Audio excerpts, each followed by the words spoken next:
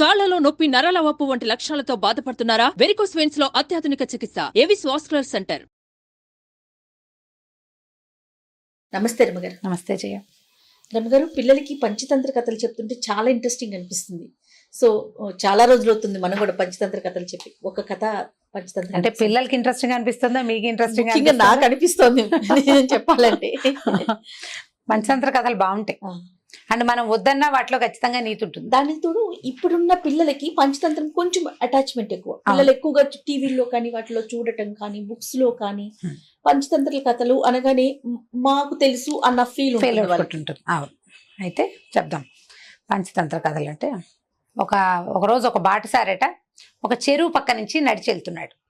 ఇది వరకు రోడ్లు అవి ఏమి ఉండేవి, పాతకాలపు కథలు కదా ఇవి, రోడ్లు సరైనవి లేవు అండ్ చెరువులు అవి విపరీతంగా ఉండేవి. నీటి ఎద్దడి ఉండేది కాదు. ఇప్పుడు మనకు ఉన్న సమస్యలు లేవు అప్పట్లో. వాటర్ ఉండేది బాగా.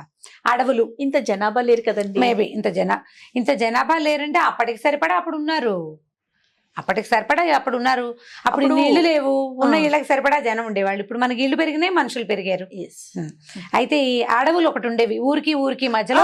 చిట్టడవులు, కారడవులు, పిన్నవో పెద్దవో ఏవో ఒక అడవులు ఉండేవి.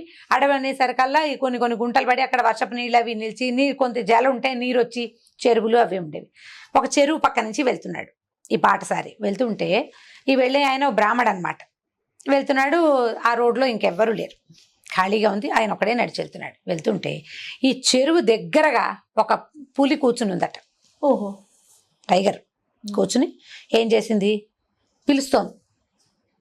టైగర్ ఎలా పిలుస్తుంది అంటే మనిషి భాషలోనే పిలుస్తుంది. దాని భాషలో అది గాండ్రు అంటే భయపడి పరిగెడతారు. గాండ్రు మంటల అనకుండానే మామూలు మనిషి భాషలోనే ఏమండి ఓ వాటిసారి ఇలారా అని పిలుస్తోంది. ఈయన తెల్లబడి ఇదేమిటి పులి నన్ను పిలుస్తోంది అని నుంచుంటే ఏం చేసింది, దానికి ముందు కాలు కూర్చుంటుందిగా 4 కాళ్ళు ఉంటాయి పులికి. ముందు కాళ్ళని పైకి ఎత్తి చూపించిందట. ఇట్లా చూపించి ఇదిగో చూసావా ఇక్కడ ఒక బంగారు కంకణం ఉంది, ఇది తీసుకోవచ్చి అని చెప్పింది. చెప్పేసరికల్లా ఈయన అన్నాడు, ఏమిటి బంగారు కంకణం నీ దగ్గర ఎక్కడిది, నీకు ఎక్కడ దొరికింది అంటే, అయ్యో నేను చాలా పాపిష్టిదాన్ని, మంచిదాన్ని కాదు నాయన. ఇదివరకు వీళ్ళని బోళ్ళు మందిని చంపాను తెలియక మాంసాహారం కోసం. అప్పుడు దొరికిన ఆభరణాలు కొన్ని నా దగ్గర ఉండిపోయినాయి. అప్పుడంటే మనుషులు చచ్చిపోయారు, వాళ్ళ ఒంటి మీద ఆభరణాలు పులికే కదా దక్కుతాయి, అదే దాచుకుందిట పాపం. ఇవి దాచుకున్నాను, నా దగ్గర ఉన్నాయి. నాకేమో ఇప్పుడు నేను ముసల్దాన్ని అయిపోయాను, చాలా పాపాలు చేశా. వీళ్ళని చంపేసి ఇక నేను చంపిన గొడ్లు, లేళ్ళు, ఆవులు, ఎద్దులు మనుషులు లెక్కలేదు. ఎంత పచ్చి పాపాన్ని మూట కట్టుకున్నాను నేను. ఈ పాపాన్ని పోగొట్టుకోవాలంటే సద్బ్రాహ్మణులకి దానం చేయాలని నాకు ఒకళ్ళు చెప్పారు, ఓ గురువు గారు. దాని గురువు ఎవరో మరి చెప్పారు. కాబట్టి ఇప్పుడు నేను దానం చేద్దాం అనుకుంటున్నా. ఇగో ఈ కాలికి తొడుగుని చూసావా, ఈ కంకణం నీకు ఇస్తాను. బ్రాహ్మడల్లే కనపడుతున్నావు, పేదవాడల్లే కనపడుతున్నావు, నీకు బంగారం అవసరం ఉంటుంది. అవసరంలో ఉన్నవాడికి సహాయం చేయటమే కదా దానం అంటే కదా. కొంచెమైనా పుణ్యం వస్తుంది బాగా. నాకు కొద్ది పుణ్యం కాకుండా నీకు అవసరం కూడా ఉంది కాబట్టి నాకు ఎక్కువ పుణ్యం వస్తుంది, వచ్చి ఈ కంకణం తీసుకోమంది అనేసరికల్లా, అమ్మో నువ్వు పులివి, నిన్ను ఎలా నమ్మాను, నేను నమ్మలేనంటే ఏం చెప్పిందంటే, ఈ పులి తన ముందు 2 కాళ్ళు ఎత్తి చూపించింది.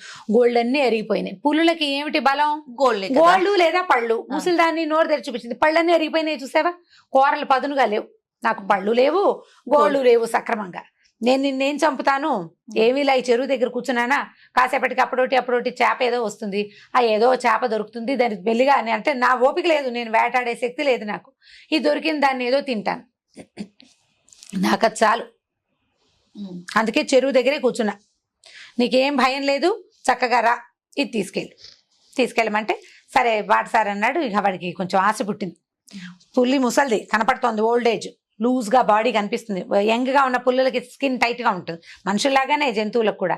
ముసలిది అయింది కనపడుతోంది, దానికి వృద్ధాప్యం వచ్చేసింది. అదేమి మీదకి పౌండ్ చేసి ఒకటారి దూకి తను ఏమైనా చేస్తుందని భయం లేదు. గోళ్ళు అరిగిపోయినాయి కనపడుతున్నాయి, పళ్ళు దానికి లేవు, కళ్ళు కూడా ఎలా కనపడుతున్నాయో అది మన మీద ఏం దూకుతుందిలే అని అనుకున్నాడు. సరే ఇవ్వమన్నాడు. సరే తీసుకుంటాను, నీకు మంచి సద్గతులు కలగాలని దేవుని ప్రార్థిస్తాను, నిన్ను ఆశీర్వదిస్తానంటే, పులంది నువ్వు పొద్దున్న నుంచి తిరిగి ఊరంతా తిరుగుతున్నట్టున్నావు, జిడ్డుగా ఉన్నావు, చక్కగా చెరువులోకి దిగి స్నానం చేయి, శుభ్రపడ్డాక నేను నీకు ఇది ఇచ్చేస్తాను, నువ్వు చక్కగా స్నానం చేసి రా. దానం తీసుకోవాలంటే స్నానం చేయాలి. నేను ఆల్రెడీ స్నానం చేశా, చెరువులో దిగి స్నానం చేసి వచ్చి కూర్చున్నాను, శుభ్రంగా వచ్చి కూర్చున్నా. నువ్వు కూడా శుభ్రపడి వస్తే శుచిగా వస్తే దానం ఇస్తాను. ఈసారి బ్రాహ్మడు ఏం చేశాడు, బాగానే ఉంది కదా, పులి బోళ్ళని ధర్మపన్నాలు చెప్తోంది, దీన్ని ఖచ్చితంగా నమ్మాల్సిందేనని దాని పక్క నుంచే కొంచెం అవతల నుంచి వెళ్ళి చెరువులోకి దిగాడు. ఓకే.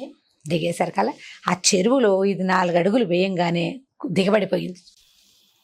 అది బురద, పైకి నీళ్లు తేటగా కనపడతాయి. ఏ మనుషులు దిక్కపోవటం వల్ల పై నీళ్లు తేటగా కనపడతాయి.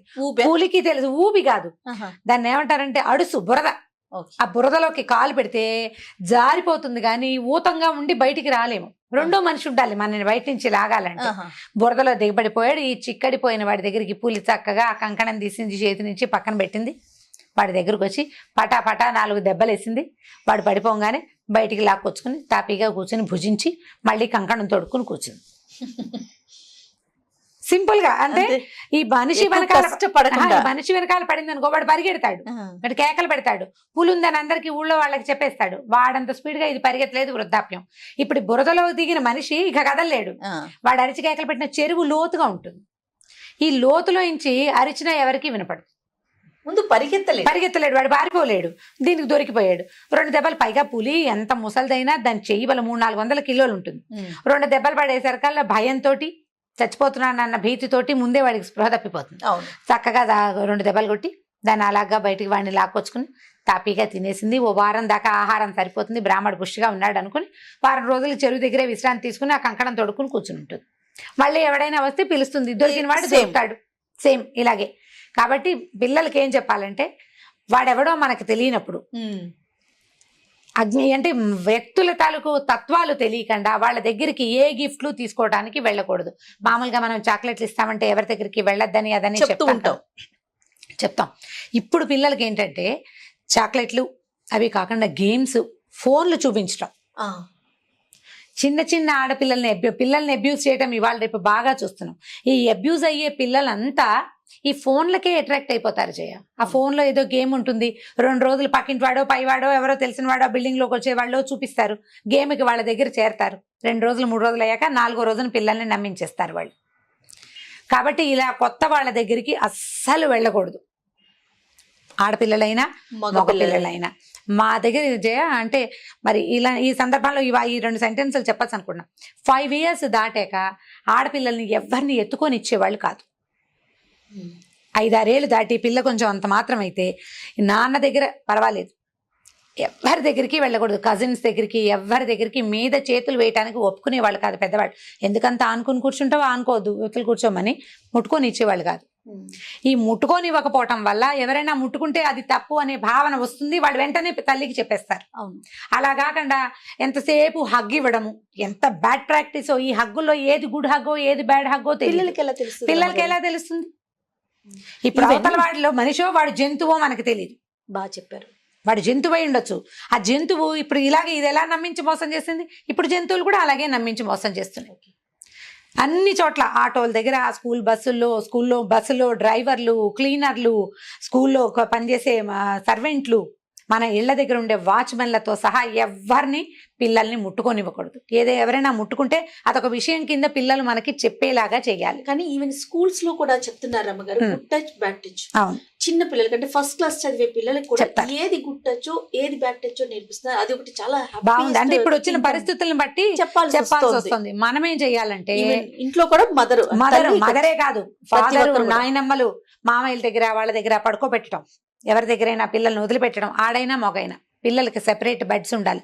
వేరే వాళ్ళు ముట్టుకునే పరిస్థితిని రానివ్వకూడదు. ఎప్పుడైతే కొత్త వాళ్ళు ఎవరైనా టచ్ చేయగానే పిల్లలకి అది కొత్త సంగతి అని తెలుస్తుంది, వాళ్ళు చెప్పగలుగుతారు. ఇప్పుడు ఇలాగా అజ్ఞాతంగా అంటే దాని గుణం తెలియకుండా అది పులని తెలుసు, పళ్ళు లేవు గోళ్ళు లేవని నమ్మితే ఒక మనిషి వృధాగా పోయాడు. కాబట్టి ఎప్పుడు నమ్మకూడదు. అవతల వాళ్ళు ప్రమాదకారులు అని తెలిసినప్పుడు నమ్మకూడదు.